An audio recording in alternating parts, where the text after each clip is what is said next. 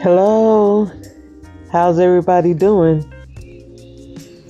I just wanted to add a little context to this one because I actually did it a couple of months ago, and I've been working on some other things for you guys, so I'm going back posting older videos, so I don't have the palette for you. But when I watched it back before I actually posted it, it reminded me of fall. I mean, you have candy apple red, pumpkin orange.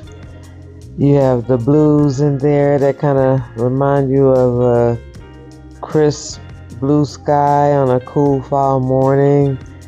It has golden hues. It has bronzes that reminds you of the, fallen leaves. So this one, I think is perfect for this time of the year, and I just, wanted to put my little spin, let you guys know what I was thinking as I watched it back.